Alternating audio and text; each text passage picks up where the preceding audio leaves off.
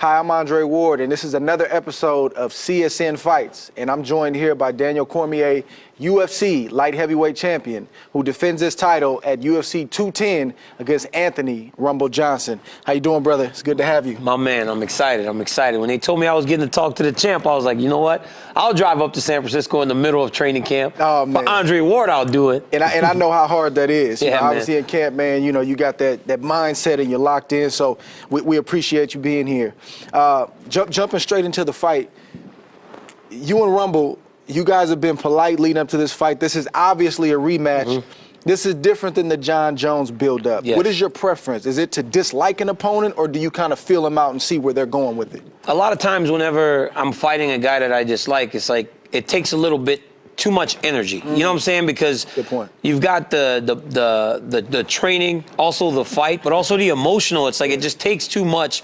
And when you walk into the octagon, I'm not only fighting John Jones, I'm fighting myself too, because I'm fighting the emotion. Now, Anthony Johnson, I don't have that great disdain for him. You know, it's I respect him as a competitor. He's always been a gentleman, but at the end of the day, this is my job. I need to go out and be successful, defend this belt. That's a great point, because when you look at fighters and you look at, MMA fighters and boxers, sometimes they think we got to be these monsters 24 hours a day. Explain a little bit about how you can be a gentleman, you can be respectful, but then turn into that monster once you get into the octagon. Well, you know what, man? You have to be true to yourself. As I told you when I walked in here, back in 2004, this young man, I lost a daughter back in 2003, and I didn't know Andre from any other guy on the Olympic team, and the guy walks up to me as a young man and goes, you know what, I'm sorry for your loss. Sat with me at the Olympic Training Center cafeteria, and we talked for an hour, and I was like, man, just in that moment, I knew that you would have success, but also because when a person can carry themselves much bigger than their job,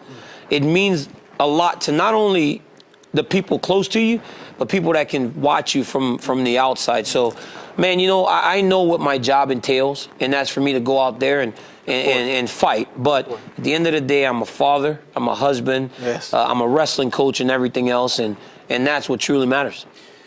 This is a rematch with Anthony Rumble Johnson.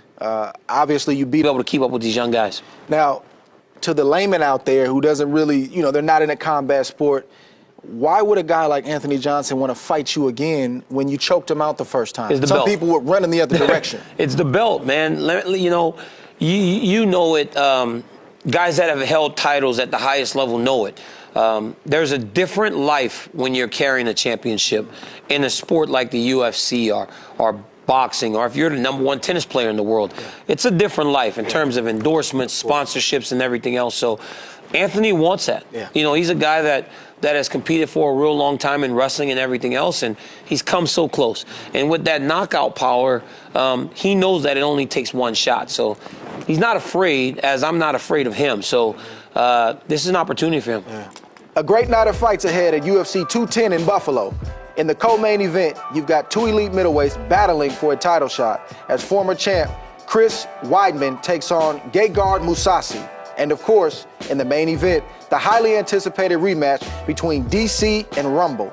Check out this trailer from our friends at UFC. Hey everybody, and I'm here with the champ, Daniel Cormier. I've got some questions. I'm a UFC fan. Obviously, I'm a boxer, but there's differences, there's nuances to boxing and being in the boxing ring and also being in the octagon. So you're getting ready to fight a guy he's a great striker. Yes. And his money punch is what? The overhand right, man. He's very good at the overhand right, but it's the left kick that follows the overhand right that makes him very dangerous. So let's start with the right. In a boxing ring, if you throw the overhand right at me, I'm gonna do this. I'm gonna either block you here and maybe try to counter. Yes. I may throw it again. I may block. Now, short left hook, that's open. Yes. Or if I see you telegraphing and I've timed it, I'll let you, and I'm coming over, and I want this and maybe up top. In the octagon, when he's throwing that, what do you?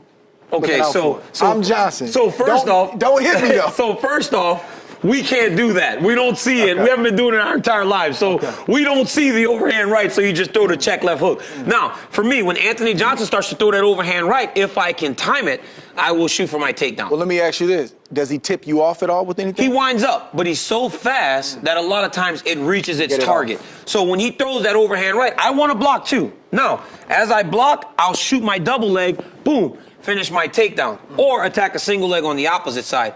Or I block the punch as you throw it there, and then I start looking for my counter right hand, uppercut, or something on the opposite side. But again, I've got to be careful because as he does this, boom, now he's already stepping the kick with the opposite side. How's his left hand? You know what? He's fast. You worried about? He's fast, but he has a few tells that I can't really tell you on this side. Of course. So, but he's got a fast jab, but his left hook he doesn't really throw. It's the straight right hand, it's the overhand right, and it's that left kick. Those are his money punches. Now, that power does start to fade as the fight starts to go on. Why? Tell the people why. Because he's fast twitch muscle. He's a big, strong guy that's looking to knock you out. He's not really saving anything. Yeah. Everything's fast and to the point. If he can get his hands on you, he'll put you out. Yeah. But if you can sustain the onslaught, the early rush, you got a chance. Now, I read somewhere, I don't know if it matters to you or not, this guy has a 5.5-inch reach. How do you deal with that in an octagon? So first off, like if you and I are boxing, my God forbid, you would be so much further than me. Because look at my hands. Yeah. I don't have very long arms. My reach is 72 inches. But I can get close. And as you guys do in boxing, the moment I grab your head, the referee jumps in, stop. Yeah, exactly. I run in, so if I can get past that reach, I can grab you here. Now I can just punch and hold. You got action. I can actually work. That's legal. To hold and punch. Whereas you guys, they're like, stop. Me, I'm holding the head, I'm punching, and I'm right by you. So the whole time, I'm going to be chest to chest against you, not only punching you, but actually making you carry all of my weight. But reach doesn't matter as much because we're not here. We're not here, and also leg reach. Well, I was going to ask you about the leg reach. Briefly explain what that means. Well, it's just that, from hip to the bottom. Yeah. So if you have a guy like John Jones, very long legs, he just does this thing. He kicks you at your knee. Where is he trying to hit you with that reach? He's trying to hit the knee because it makes it go straight. Hyperextension. Which can hyperextend you, or it just backs you up. It doesn't allow you to get close. Rumble doesn't do that. Yeah. But if you've got long legs, you can actually strike from a further distance as opposed to having to get and stay out of harm's way. You can stay out of harm's way.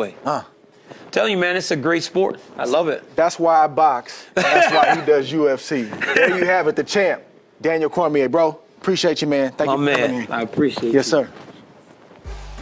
Let's switch gears to boxing. Two of the sport's pound-for-pound best were in action last weekend at Madison Square Garden. Roman Chocolatito Gonzalez suffered the first loss of his career in controversial fashion, and Gennady Golovkin eked out a unanimous decision over Daniel Jacobs. Another very close and competitive fight. Hats off to the folks over at HBO for a fantastic card. Also, coming off a big win this past weekend in Tacoma, my friend, training partner, Aaron Heavy Metal Coley. How you doing? Good, man. Hey, man, we happy to have you here. Like we just said, you coming off a big victory. Yeah. Tell us a little bit about the fight. Man, it was a long time coming for me. I've been off a whole year. My last fight was on your card. Right. So it actually has been a long time. So I was just excited to get back. It was a tough one though. I had a tough opponent. Somebody is hard to look good against. So I just came out and did what I had to do to win.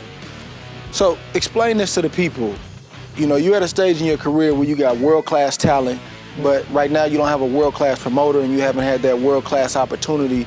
You got a full-time job. You're a full-time father. How do you stay motivated and stay in shape and stay ready for fights like you just fought this past weekend? It's just hustle, man. It's just in me. I just want to be something. So I just drive on that. I just focus on the drive. I can't stop. I see my kids. I come home, my kids looking for me, stuff like that. Or my kids be, hey, Daddy, when you gonna fight again? That just drive me. That's the motivation. To just push. Cause I'm gonna be honest. I look and sometimes I wonder, like, man, how does he do it? Like I don't know. Like I fight full time. Yeah. That's all I do. And obviously I got a family, but I don't have a full-time job, and you do hard labor. Yeah. You're not working behind a desk. Yeah, I'm moving iron, like 24/7. Literally. Yeah, literally. So when I come in the gym, I'll be halfway burnt out, and I still got to get the strength training. And of course, I got to get the boxing in, the road work. So it's just the kids, man, and just being able where I come from. And this is a part of the game a lot of people don't see. They may see, the Floyd Mayweathers or people like that, but they don't know it's guys toiling and not getting a lot of shine, not getting a lot of respect, but they're still taking the same risk that guys who are making millions are taking. Yes. So, coming off this big win, what do you think is next, or what do you want next for your career? I mean, I would like to just start staying busy and getting back in there more rounds. If I can get more rounds, I ain't really looking for the easy fights. People say, "Oh, it's hard to get an easy fight." I'm not looking for that. So you don't want an easy fight? I'm not looking. I mean, you never know who might be easy. The toughest guy, you be like, man, this might be a tough one for me. Yeah. You like to get him out of there in two. Yeah. It's just numbers. It ain't about the numbers nowadays, because some of the roughest guys had the dirtiest records. The 5, 6, 7 losses. Yeah. So, obviously, you've been in my camp before. We've gone a lot of rounds. You've been in world-class camps with Miguel Cotto, Andre Berto. Personally, I think that has a lot to do with the mentality that you have and your willingness to go on the road and fight, get calls with short notice, things like that. What do you think? How have those training camps helped you as a fighter? They helped me a lot, because I picked up different things from everybody, just on what I should be doing in parts of the round, or like how should I be letting my hands go in different sections. So because it's different strokes with different people. So certain things might work on somebody else that ain't gonna work with him. So you gotta find your way and make adjustments.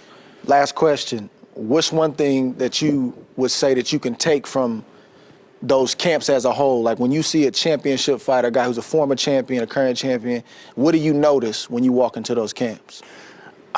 A lot of the guys, I notice they work ethic. Like they be like, when they getting ready for a title fight, they be in there getting it. Like it just be like, it's like they waking up getting their runs. They waking up. Hey, you want to hit this heel with me?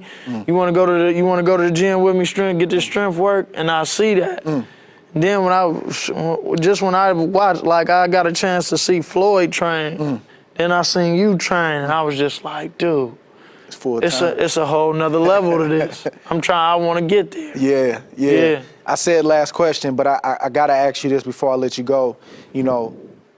One thing that I've seen that even I don't really have in the sport is your family, man. Yeah. I see your father, I see your girl, I see your kids, I see your brother. Yeah. They support you, they come to the gym, they obviously fly out to the fights. Yeah. How does that help you? How does that motivate you? It's just big, cause like you said, you don't see that too many places. I got my older brother with me in the corner. So he was at the fight. He was at the fight. My grandma there. You just your grandma came to the grandma. Fight? Are you serious? Yeah, that like like she's that, not afraid to see you get hit. Nuh-uh. And it's just a drive. Like man. That just give me that extra. Like man, my grandma out here. So I gotta perform. I got to give it all I got. Man, listen. You are, a consummate professional, man. I've seen you come in training camp after training camp.